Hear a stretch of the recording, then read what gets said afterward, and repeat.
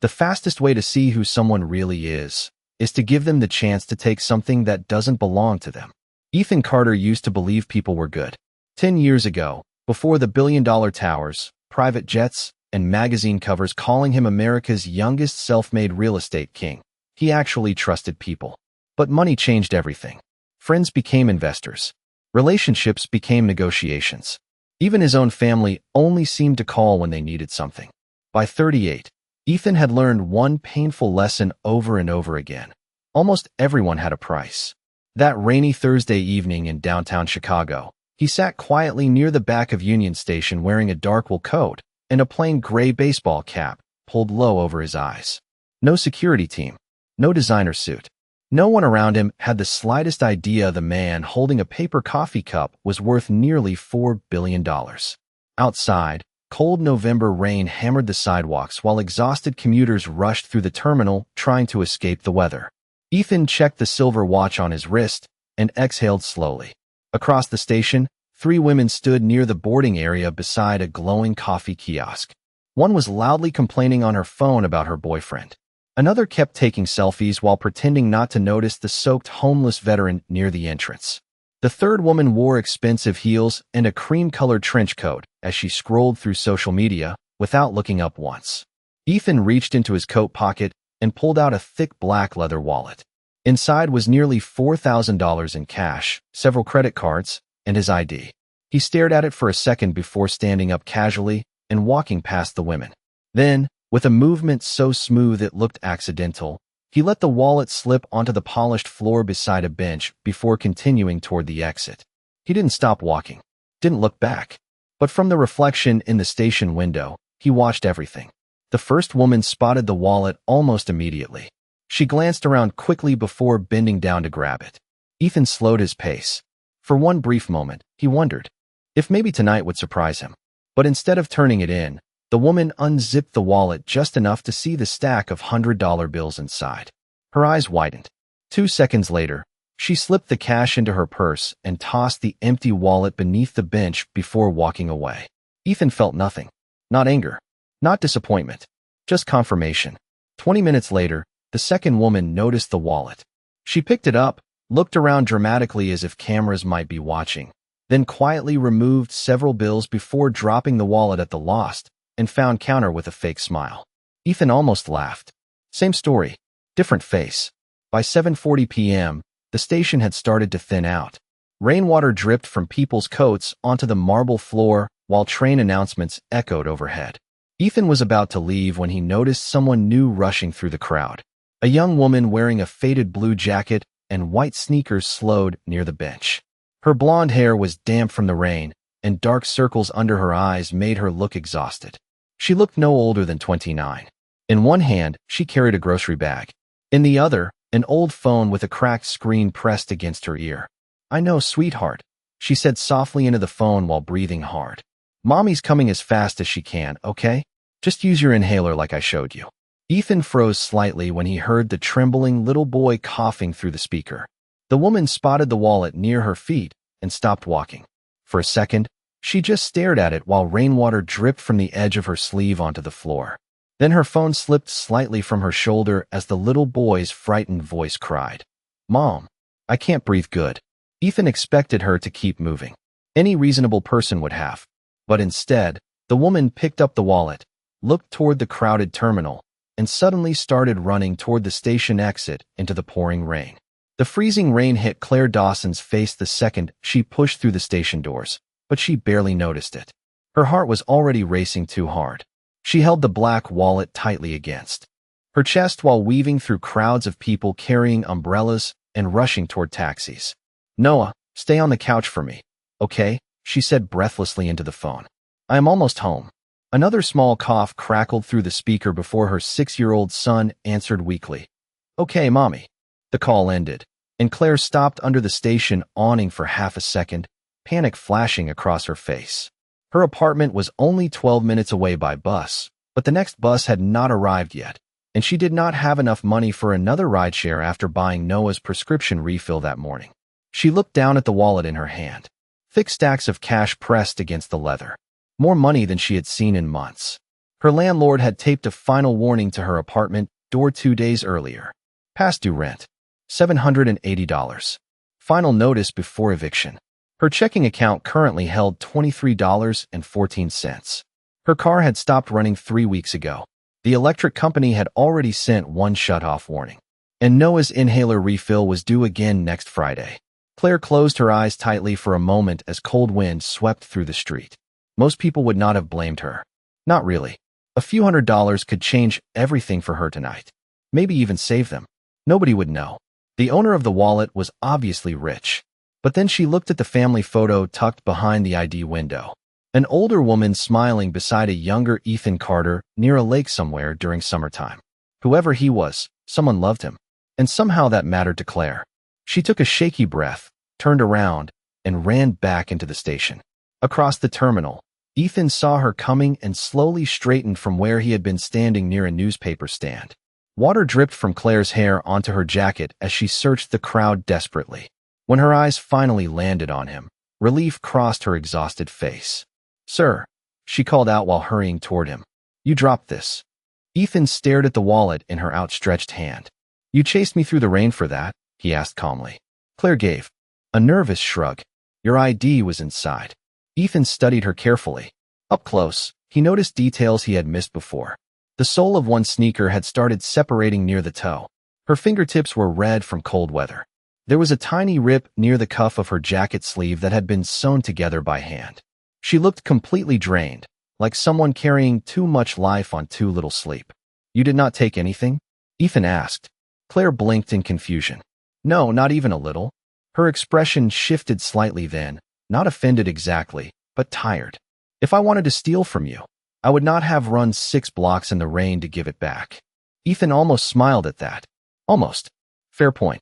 Claire glanced nervously toward the station entrance again. "Look, I really have to go. My son is sick at home." Ethan noticed how tightly she gripped her phone while saying it. Instinctively, he opened the wallet and pulled out several $100 bills. "At least let me thank you properly." But Claire immediately stepped back. "No, it is okay. You are refusing a reward?" "I did not return it for money." Ethan could not remember the last time someone had said words like that to him without wanting something afterward. Claire gave him one final polite nod before turning toward the exit again. But just before she disappeared into the rain, Ethan noticed something else. Her stomach growled loudly enough that even she looked embarrassed. Yet instead of stopping for food, she tightened her jacket and hurried back into the cold night toward home. For the next 3 days, Ethan Carter could not stop thinking about the woman from Union Station. That alone irritated him. He had meetings with investors in New York, a luxury hotel acquisition in Miami, and an interview scheduled with a business magazine that wanted to call him the most disciplined billionaire in America under 40.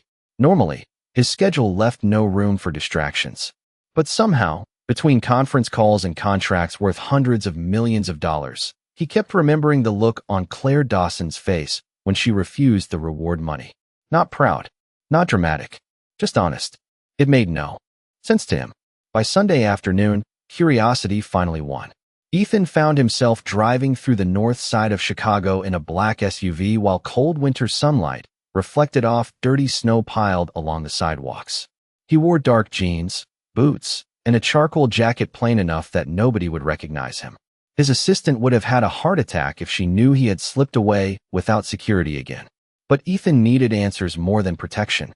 The address he had quietly pulled from the wallet return report led him to a small diner called Rosie's Grill tucked between a laundromat and an old hardware store. The giant neon coffee sign in the front window flickered every few seconds like it was struggling to stay alive. Ethan stepped inside and immediately smelled bacon grease, burnt coffee, and fresh pancakes. The place was crowded with Sunday customers wearing football jerseys and winter coats, while old country music played softly overhead. Then he saw her. Claire moved quickly between tables carrying plates balanced carefully along one arm while refilling coffee cups with the other. Her blonde hair was tied back in a loose ponytail, and she looked just as exhausted as she had 3 nights earlier. Maybe more. But despite the rush, she still smiled at every customer. An elderly man dropped his spoon accidentally, and Claire bent down to pick it up before he even asked. A little girl at another table started crying because her hot chocolate spilled, and Claire disappeared into the kitchen before returning with a fresh one she paid for herself. Ethan noticed because he watched her quietly hand cash to the teenage cashier afterward. Nobody else seemed to notice. That was what surprised him most. She was kind even when no one was looking. Ethan slid into an empty booth near the back. A few minutes later, Claire approached with a tired but polite smile. "Hi there. What can I get you?" For half a second, she did not recognize him. Then her eyes widened slightly. "Wait. Union Station?" Ethan leaned back casually. "Guess I am hard to forget." A faint laugh escaped her before she shook her head. "I just remembered the wallet." "Fair enough." Claire pulled out her order pad. "So what are you doing all the way over here?" "Maybe I wanted to thank you properly this time." "You already tried that. And you already refused." Claire smiled softly while writing down another table's order number on her pad. Still refusing. Ethan studied her for a moment. Even now, she looked careful around him, like life had taught her not to trust easy generosity. "Then at least let me buy lunch." "You are already buying lunch," she replied while nodding toward the menu. Ethan actually laughed this time. It caught him off guard enough that he almost forgot himself. Most women he met either flirted with him immediately or tried to impress him somehow. Claire did neither.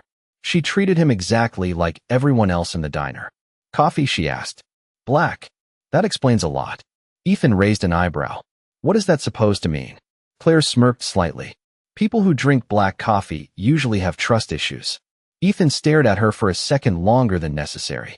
Somehow, without even trying, she had landed closer to the truth than most people in his life ever had. Before he could answer, a coughing sound came from behind the counter near the kitchen entrance. Claire's entire expression changed instantly. She turned and hurried toward a small boy sitting on a stool wrapped in an oversized winter jacket while holding an inhaler in his tiny hands. The little boy sitting near the kitchen could not have been older than 6. His blonde hair curled slightly over his forehead, and his tiny sneakers dangled several inches above the floor from the tall stool beneath him. He held the inhaler tightly in one hand while trying hard not to cough again. The second Claire reached him, her entire body language softened. "Hey, buddy," she said gently while brushing hair away from his face. "You okay?" The boy nodded, even though he clearly was not. "I am fine, Mommy." Ethan watched carefully from his booth. He had spent years around polished people in luxury offices and million-dollar charity events where everyone knew exactly how to perform kindness in front of cameras. But this was different. Claire was not performing. She looked genuinely worried. "Did you eat the crackers I packed?" she asked quietly. Noah hesitated before giving a tiny nod that was obviously a lie. Claire immediately noticed too. "Noah." The boy looked down guiltily. "I wanted to save some for later." Claire smiled sadly and kissed the top of his head before reaching into her apron pocket. She pulled out a folded granola bar, probably the only snack she had left for herself during the shift, and handed it to him instead. "Eat all of it this time." Ethan glanced down at the untouched burger sitting in front of him. Something uncomfortable twisted in his chest. Across the diner, the manager suddenly shouted from the kitchen. "Claire, table 6 has been waiting 10 minutes. "Coming," she called back quickly. Then she crouched beside Noah again. "Stay here for me, okay? If you feel tight in your chest again, use the inhaler." Noah nodded obediently while unwrapping the granola bar. Claire returned to work almost immediately, moving from table to table with forced energy despite how exhausted she clearly felt. Ethan noticed she never once complained. Not when customers snapped their fingers for refills. Not when a teenager accidentally dropped ketchup across the counter. Not even when the cook yelled that another order was delayed. Somehow she kept smiling through all of it. 20 minutes later, Ethan quietly paid his check and stood to leave. But before walking out, he stopped beside Noah's stool. "You taking care of your mom?" he asked casually. Noah looked up with surprisingly serious blue eyes. "I try to." Ethan almost smiled. "That is a big job." "She works a lot," Noah whispered. "Sometimes she gets really tired." Ethan glanced toward Claire, who was balancing 3 plates while apologizing to an impatient customer. "Yeah," he said quietly. "I noticed." Noah studied him carefully for a second. "Are you rich?" The question caught Ethan completely off guard. "Why would you ask that?" "Because rich people always smell expensive." Ethan blinked once before laughing under his breath. "Do I smell expensive?" Noah nodded confidently. "Like hotels." Ethan had no idea how to respond to that. Before he could answer, Claire hurried back over. looking embarrassed. Noah, do not bother customers. He asked me first, Noah defended quickly. Ethan raised a hand slightly. It is okay. Claire sighed tiredly before looking at Ethan again. Sorry. He talks to everybody. That is probably a good thing. For a moment, the noise of the diner seemed to fade slightly around them. Claire looked different when she smiled naturally. Softer. Warmer. Dangerous, Ethan realized unexpectedly.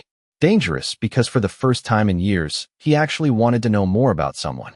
Then the bell above the diner entrance rang loudly as two sharply dressed women walked inside, laughing, while carrying designer shopping bags. One of them glanced toward Claire and smirked immediately. Oh my God, she said loudly enough for half the diner to hear. Claire Dawson still works here? Claire's smile vanished instantly. The two women who entered Rosie's grill looked like they belonged in an entirely different world from Claire Dawson. Their coats probably cost more than Claire made in 2 months, and the smell of expensive perfume followed them through the diner as customers turned to stare. The taller blonde adjusted her sunglasses dramatically before laughing again. Wow, this is actually sad. Claire straightened slowly beside Noah's stool, forcing a polite smile that did not reach her eyes. Hi, Vanessa. Ethan stayed near the counter quietly observing everything. Something in Claire's posture had changed instantly. She looked smaller somehow, guarded in a way he had not seen before. Vanessa glanced around the diner with exaggerated pity. I heard things were bad after your divorce, but I did not realize they were diner waitress bad. Her friend snorted softly beside her. Noah looked confused. Mommy. Claire gently touched his shoulder without taking her eyes off Vanessa. It is okay, sweetheart. Ethan felt irritation creeping into his chest. He knew women like Vanessa Bennett. Wealthy, attractive, social media polished. The kind of person who treated kindness like weakness. Vanessa noticed Ethan standing nearby and immediately changed her expression into something softer. Interested. Well, hello, she said smoothly, while pushing blonde hair behind one ear. You definitely do not look like you belong here either. Ethan barely acknowledged her. His attention stayed on Claire. Vanessa noticed that too. Her smile tightened slightly. Claire, are you dating customers now? Vanessa, Claire said quietly, please stop. But Vanessa was enjoying herself now. I am just surprised. Last time I saw you, you were crying outside Professor Miller's office because your scholarship got revoked. Ethan's eyes shifted back toward Claire immediately. Scholarship? Claire looked down briefly, embarrassed. That was a long time ago. Not that long. Vanessa replied with a fake sympathetic smile. You were the smartest girl in our business program. Everyone thought you were going to do something huge with your life. Her gaze dropped toward Noah. Then life happened, I guess. The diner suddenly felt quieter around them. Ethan noticed several customers pretending not to listen while absolutely listening. Claire swallowed hard but kept her voice calm. Can I get you a table? Vanessa crossed her arms. Actually, I was just leaving. This place smells like burned grease. Then she looked directly at Ethan again. Be careful with her. Claire always had a habit of making bad decisions. Noah frowned instantly. My mommy is not bad. The innocence in the little boy's voice hit harder than any insult in the room. For the first time all afternoon, Vanessa looked slightly uncomfortable. Claire quickly crouched beside Noah. It is okay, baby. But Ethan noticed something else. Claire never defended herself. Not once. She protected Noah's feelings before her own embarrassment. Vanessa gave one final shrug before turning toward the exit with her friend. Come on. Let us go somewhere with actual cloth napkins. The bell above the door jingled as they disappeared outside. Silence lingered for a moment afterward. Then the normal diner noise slowly returned. Claire stood there staring at the floor for half a second before forcing herself back into work mode again. Table 4 needs syrup, the manager shouted from the kitchen. Coming, Claire answered immediately. Ethan watched her walk away carrying fresh coffee despite the humiliation she had just endured. Most people would have broken down. Most people would have snapped back. Claire simply kept moving because she did not have the luxury of falling apart. Ethan looked down at Noah still sitting quietly on the stool. Your mom went to business school? Noah nodded proudly. She used to read big books all night. Ethan glanced toward Claire again, suddenly seeing her differently. Not just exhausted. Not just struggling. There was a whole version of her life missing from the story she allowed people to see. And for reasons he still did not fully understand, Ethan Carter suddenly wanted to know every part of it. That night, Ethan Carter sat alone inside the top-floor office of Carter Holdings overlooking downtown Chicago while rain streaked across the massive glass windows behind him. The city glowed beneath the storm like another universe entirely removed from places like Rosie's Grill. His desk held acquisition reports, legal contracts, and a list of investors waiting for callbacks. Normally, work drowned out everything else. Tonight, none of it could hold his attention for more than 30 seconds. Instead, he kept thinking about Claire standing there quietly while another woman tried to humiliate her in front of strangers. What bothered him most was not the insult itself. It was the fact that Claire had looked used to it. Ethan loosened his tie slightly and stared at the skyline. "Who are you?" he murmured under his breath. A soft knock interrupted the silence before his executive assistant, Rachel, stepped carefully into the office holding a tablet. "You missed 2 calls from New York," she said cautiously. Ethan barely looked up. "Reschedule them." Rachel blinked once. "Tomorrow's investor dinner too?" "Move it." That got her attention immediately. Ethan Carter never canceled investor dinners. Ever. Rachel hesitated before speaking again. "Are you okay?" Ethan leaned back slowly in his chair. "I need information on someone." 20 minutes later, a discreet background report sat open on his desk.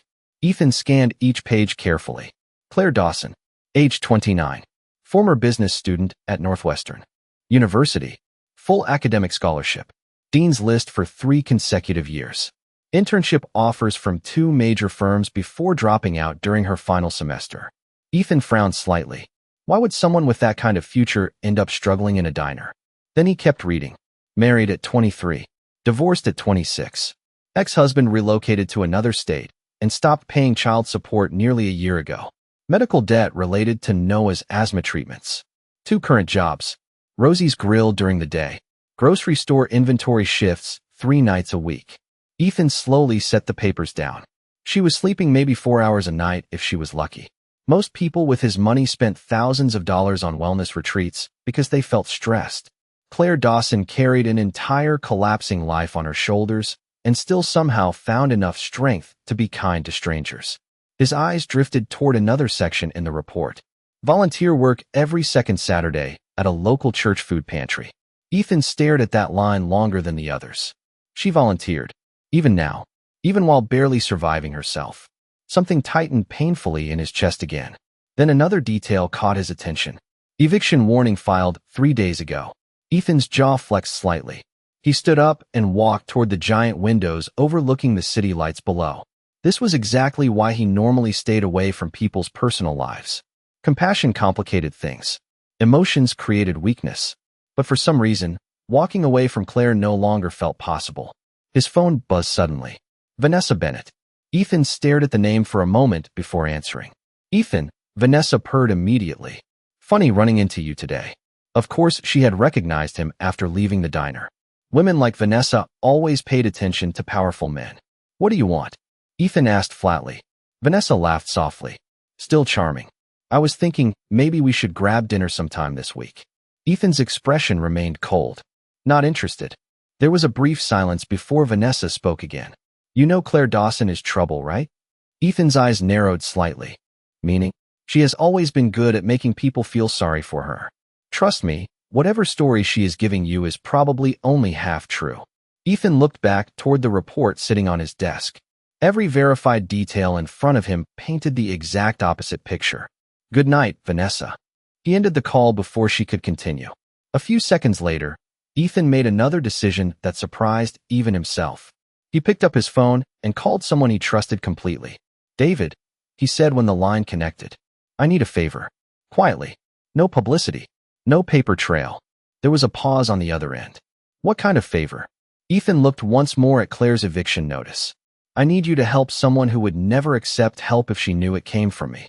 3 days later, Claire Dawson stood frozen in the narrow hallway outside her apartment while staring at the paper taped to her front door.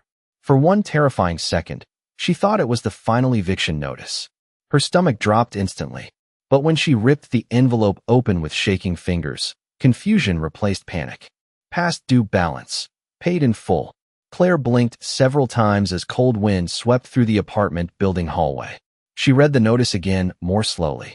Her overdue rent balance had been completely cleared that morning through an anonymous payment. No sender name. No explanation. Just paid.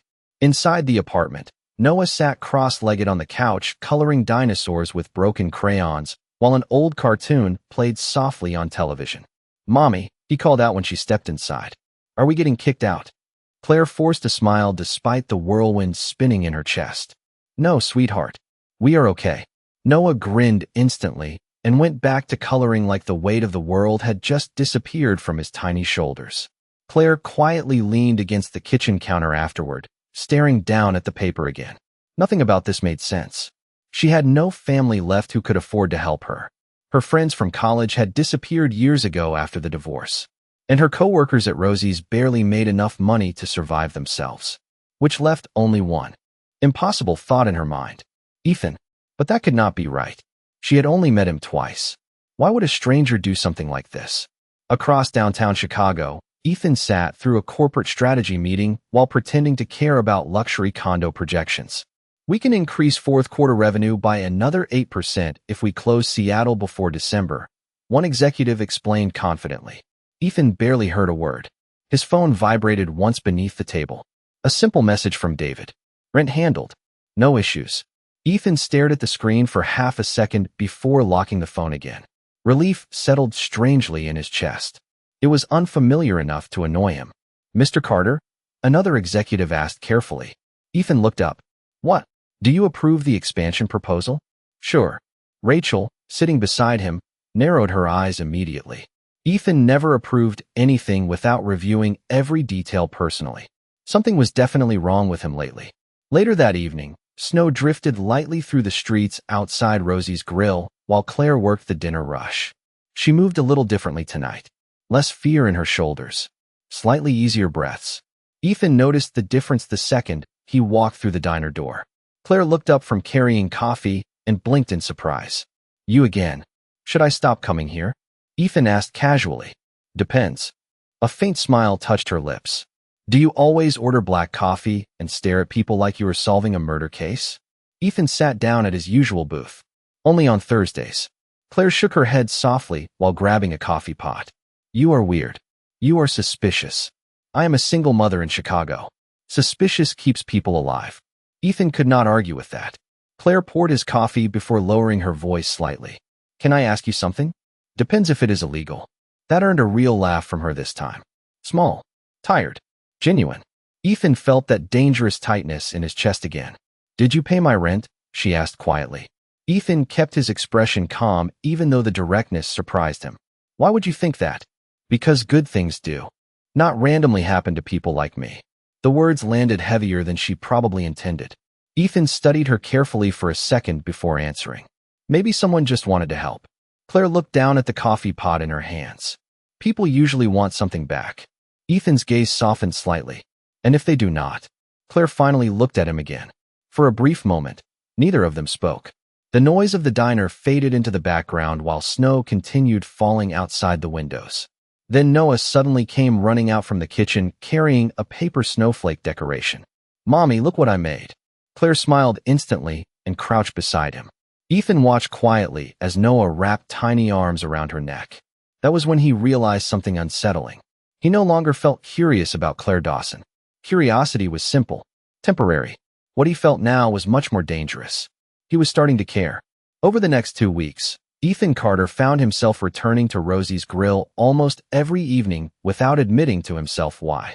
At first he told himself it was curiosity, then habit. But deep down, he knew the truth was far more complicated. Somewhere between black coffee refills and quiet conversations beside the diner counter, Claire Dawson had become the first person in years who made him feel something real. And that terrified him more than any business risk ever had. Snow covered Chicago in thick white layers by mid-December, wrapping the city in freezing silence after dark. Inside Rosie's, Christmas decorations hung crookedly from the ceiling while old holiday songs played softly through crackling speakers. Noah had taped handmade paper snowflakes along the windows, proudly pointing them out to every customer who walked in. Ethan noticed Claire smiling more lately. Not constantly. Life was still too heavy for that. But sometimes, when Noah laughed or when a customer left a decent tip, she forgot to look worried for a few seconds. Ethan started living for those moments more than he should have. One Thursday evening, Ethan arrived carrying a small paper bag from a pharmacy downtown. He spotted Claire near the register helping an elderly couple with their check, while Noah sat in the corner coloring quietly. When Claire finally approached his booth, she looked exhausted again. "Long day?" Ethan asked. Claire gave a tired laugh. "Noah's school called this morning because his inhaler ran out during recess." Ethan glanced toward Noah immediately. "Is he okay?" "He is fine now." Claire rubbed her forehead softly. "I just hate when he gets scared." Ethan slid the pharmacy bag gently across the table. "Then maybe this will help." Claire frowned slightly before opening it. Inside were two brand-new asthma inhalers still sealed in pharmacy packaging. Her expression changed instantly. "Ethan, before you say no, they are already paid for." Claire stared down at the inhalers for several seconds without speaking. Ethan could practically see the battle happening behind her eyes. Gratitude fighting pride. Need fighting caution. Finally, she looked up slowly. "Why are you doing this?" Ethan opened his mouth, but realized he did not have a clean answer anymore. Because she returned his wallet sounded too small now. Because he pitied her felt insulting. The truth was harder to explain. Helping Claire no longer felt like charity. It felt personal. "Because someone should," he said quietly. Claire looked at him for a long moment. "You barely know me. Maybe I want to." The air between them shifted slightly after that. Softer. More dangerous. Before Claire could respond, the diner entrance suddenly opened and cold wind swept inside along with two sharply dressed men in dark coats. Both scanned the room quickly before walking straight toward Ethan. Claire immediately noticed the change in Ethan's posture. One of the men leaned down beside him. "Sir," he said quietly, "your driver is outside. The board members are waiting at the Palmer house." Claire froze slightly at the word sir. Ethan's jaw tightened almost instantly. "I told you not to come in here." "We tried calling." The second man glanced around the diner awkwardly. The investors from Tokyo arrived early. Several customers had already started staring. Claire looked between Ethan and the men beside him. Something about the situation suddenly felt wrong. Too polished. Too formal. Ethan stood slowly from the booth. "Give me 5 minutes." The men nodded immediately and stepped back toward the entrance. Claire's eyes narrowed slightly as she looked at Ethan again. "Investor meeting?" Ethan exhaled quietly.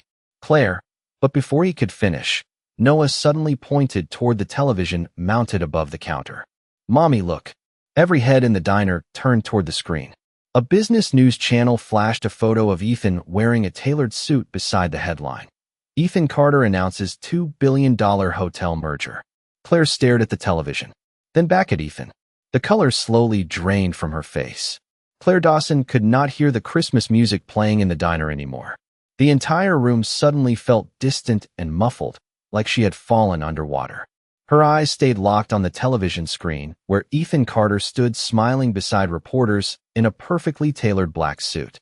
Billionaire hotel mogul. Forbes cover star. One of the richest men in America. The man who had been sitting in her diner booth drinking cheap coffee for weeks was not some mysterious quiet stranger. He was someone from an entirely different universe. Slowly, Claire looked back at Ethan standing in front of her.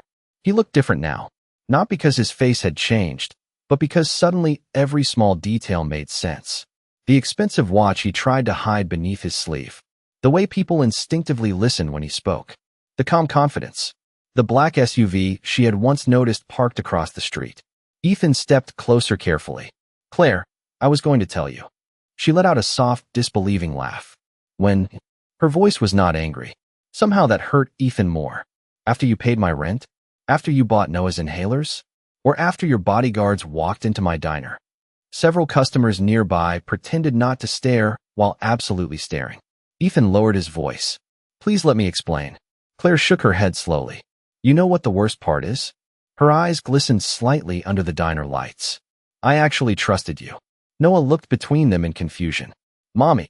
Claire immediately forced herself calmer for him. She crouched beside her son gently. "Go wait in the kitchen for me. Okay, sweetheart?" Noah hesitated but nodded before walking away slowly with his crayons still clutched in one hand. Ethan watched Claire stand again. "Everything between us was real," he said quietly. "Was it?" Claire asked. "Or was I just another experiment for a billionaire who wanted to see how poor people behave?" The words hit harder than Ethan expected because part of him knew he deserved them. He had spent years testing people, measuring loyalty, looking for hidden motives. But somewhere along the way, Claire had stopped feeling like a test entirely. At first, maybe I was curious, Ethan admitted honestly. But that changed. Claire looked exhausted suddenly. Not physically, emotionally. You had all this money and power the entire time. She swallowed hard. Do you have any idea how humiliating that feels? Ethan stepped closer instinctively. Claire, no, she backed away slightly. You got to walk into my life whenever you wanted while I stood there worrying about rent and groceries and whether my son could breathe at night. Ethan had negotiated billion-dollar deals without flinching. But standing in that tiny diner, watching Claire's trust break apart in front of him felt unbearable. I never wanted to hurt you, he said quietly. Claire looked at him for a long moment before speaking again. Then why hide who you were? Ethan's answer came softer this time, more honest than he had been with anyone in years. Because every time people recognize my name, they stop seeing me. Claire's expression shifted slightly. Ethan continued before he lost the courage. My father only cared about money. My relationships turned into transactions. Women smiled at me before they even knew me. He glanced toward the television, still flashing his face across the screen. After a while, you stop knowing who actually cares about you and who cares about what you can give them. Claire stayed silent. Ethan took another slow breath. Then I met you. His voice lowered. You were struggling more than anyone I have ever known, and you still returned that wallet without taking a single dollar. Claire looked away briefly, blinking fast. That does not make me special. Yes, Ethan said immediately. It does. For a few seconds, neither of them moved. Snow drifted quietly outside the diner windows while customers whispered softly around them. Then Claire finally spoke again, almost in a whisper. I do not know how to fit someone like you into my life. Ethan's eyes softened. Maybe you do not have to figure it out tonight. Claire looked at him one last time before grabbing her coat from behind the counter. I need time. Ethan nodded slowly, even though the words felt like losing something important. Claire called for Noah, took his small hand gently, and walked toward the diner exit without looking back again. The bell above the door rang softly as cold winter air swept inside. Ethan stood there alone watching snow fall through the Chicago streets, while realizing something he had not felt in years. For the first time in his life, money could not fix the one thing he actually wanted.